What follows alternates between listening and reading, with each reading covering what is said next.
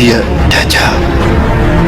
Di zaman Nabi Isa berganti nama menjadi Yudas Iskariot.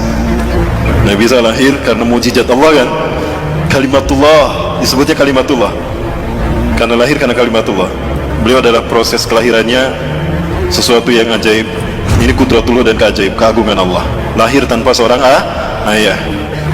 Nabi Isa sejak kecil itu dipelihara oleh Nabi Zakaria, karena Nabi Zakaria ini adalah kakeknya. Nabi Zakaria adalah pamannya Siti Maryam. Maka Nabi Isa ini adalah cucu Nabi Zakaria. Dan Nabi Zakaria saat itu melahirkan anak yang bernama Nabi Yahya. Itu hampir satu usia, satu angkatan dengan Nabi Isa. Kedua-duanya dibawa ke Baitul Maqdis, bumi Isra Mi'raj Rasulullah, di Al-Aqsa. Mendengar ceramah pendeta Sanhedrin. Pendeta Sanhedrin inilah pendeta yang memalsukan Taurat menjadi Talmud. Apa yang mereka lakukan? Yuharifunal kalima ammawadih. Dia menghapuskan satu ayat dari tempatnya. Summa yaktubunal kitaba biaidihim. Lalu dia menulis ayat dengan tangannya sendiri. Summa yaquluna hadza min indillah. Kemudian dia mengatakan ini datang dari Allah. Wa ma huwa min indillah, padahal itu bukan dari Allah. Maka setiap kali mereka ceramah tentang inilah Bapak Ibu Taurat yang Allah turunkan pada kita, itu di Masjidil Aqsa, itu di Baitul Maqdis. Nabi Isa saat itu usianya baru 9 tahun. Nah, Nabi Isa dibawa sama Nabi Zakaria ke Baitul Maqdis, mendengarkan ceramahnya pendeta Sanhedrin tentang Taurat. Ketahuan sama Nabi Isa yang seusia ini, loh kok Taurat kayak gitu? Itu bukan Taurat. Langsung Nabi Isa seusia dedek ini naik ke atas bangku, langsung tolak pinggang. Wailun lakum in tawan hadil mushkilah. Celaka kalian, berhenti dari kebusukan kalian. Innakum tuharifunal kalima ammawadih. Kalian telah merubah satu ayat dari tempatnya. Itu ayat kalian sendiri yang ngarang. Taurat demi Allah, bukan demikian. Aku Isa bin Maryam, Nabi dan Rasul Allah. Allah mewahyukan kepadaku bukan hanya Injil tapi juga Taurat. Taurat yang kalian maksudkan harusnya begini, bla bla bla bla bla. Setiap kali ceramah pendeta Sanhedrin itu dibantah sama Nabi Isa. Setiap kali pendeta Sanhedrin ceramah, Nabi Isa membantahnya karena mereka membohongkan Taurat. Maka apa yang terjadi? Wah, itu para pendeta Sanhedrin kumpul tuh. Ini anak iki bocah, kalau dibiarin tekor kita. Ketahuan bohongnya kita kan? Jadi gimana? Bunuh dia. Kita ini pesuruh Tuhan, gak mungkin kita membunuh orang manusia, apalagi dia Nabi dan Rasul. Gampang, bukan kita yang membunuhnya. Kan kita sudah terbiasa mengarang cerita. Bikin aja cerita. Cerita apa? Cerita Tuhan bingung. Pernah dengar doktrin Tuhan bingung? Dari sinilah lahirnya keyakinan agama Kristen hari ini. Dikarang cerita Tuhan bingung, disebarkan kepada manusia, maka jadi agama sekarang. Kenapa Tuhan bingung? Bingung mikirin Nabi Adam. Udah jelas jangan dipetik tuh buah pohon kayu, dipetik sama Siti Hawa kan, lalu dimakan. Tuhan marah saat itu, Tuhan murka ketika Tuhan akan menghukum Adam. Aduh, kasihan Adam.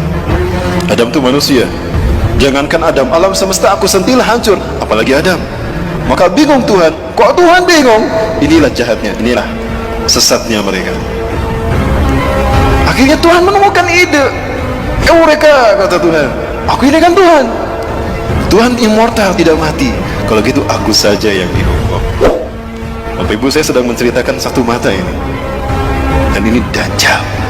Kita tahu pada akhirnya Samiri di zaman Nabi Musa Dajjal, dan di zaman Nabi Isa Dajjal berganti nama Yudas. Kenapa dia berganti nama? Untuk menyembunyikan identitasnya. Dan dia berganti-ganti kostum.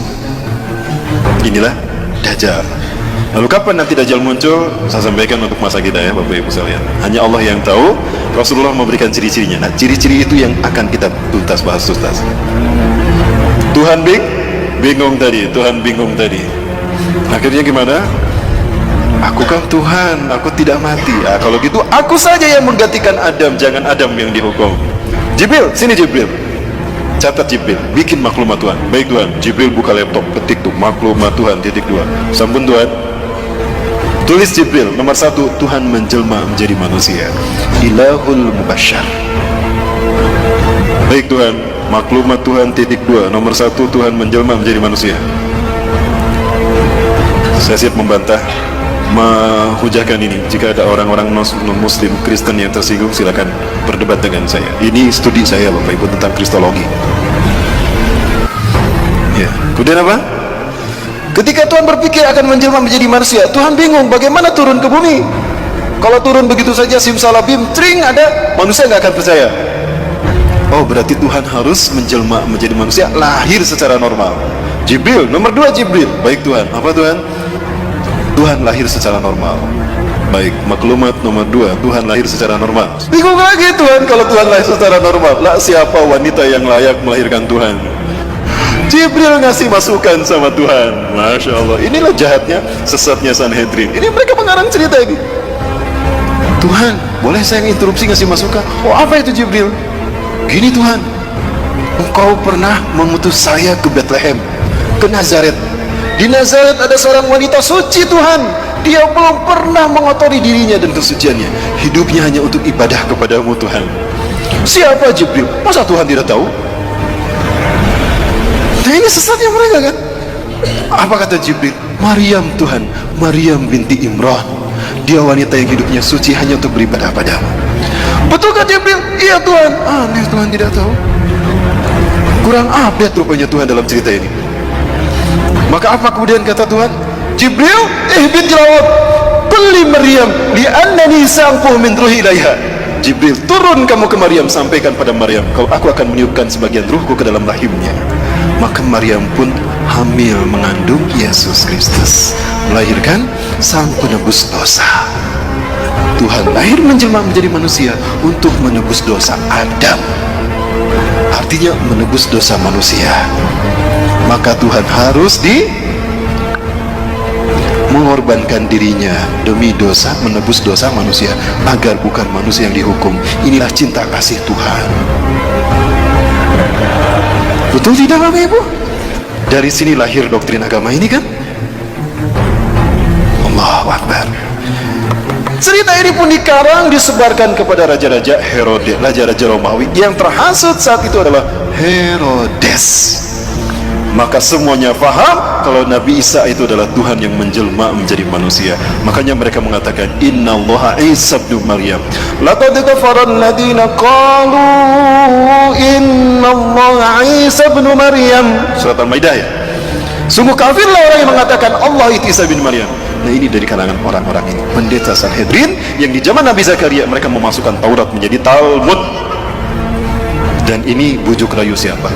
Dajjal. Kemudian Bapak Ibu yang mati Allah, maka ketika cerita ini disebarkan, fahamlah Nabi Isa kalau nyawanya terancam. Maka Nabi Isa pergi meninggalkan Palestina, meninggalkan Yerusalem, meninggalkan Al-Quds, mengembara. Saat itu usianya genap 12 tahun. Mengembara Nabi Isa alaihissalam. Ada satu kaum di mana kaum itu banyak yang buta sejak lahir, diobatin oleh Nabi Isa alaihissalam. Bismillahirrahmanirrahim. Diusap, sembuh. Masaha yamsahu masihan wa mashatan. Mashan wa mashatan. Diusap, mengusap itu masaha. Maka orang yang mengusap disebut masihun al-masih. Man anta? Kaifa tastati an tuslih hadzal ain? Siapa Anda? Bagaimana Anda bisa menyembuhkan kedua mata saya ini? Aina ya? Apa kata beliau? Aku Isa bin Maryam, aku Nabi dan Rasulullah. Berimanlah kepadaku. Engkau Nabi dan Rasulullah? Iya. Allah telah mengutusku menjadi Nabi dan Rasul bagi kalian. Dijelaskan dakwah Nabi Isa. Berimanlah mereka. Salah satu dari mereka yang beriman bernama Barnabas. Mengembara lagi. Ketika mengembara lagi, ada pula kemudian ada yang beriman lagi. Di antara mereka ada yang penyakit sopak belang, diusap oleh Nabi Isa. Bismillah, dengan kodrat Allah, dengan izin Allah sembuh tuh. Bismillahirrahmanirrahim. Masa hayam sahud diusap, sembuh.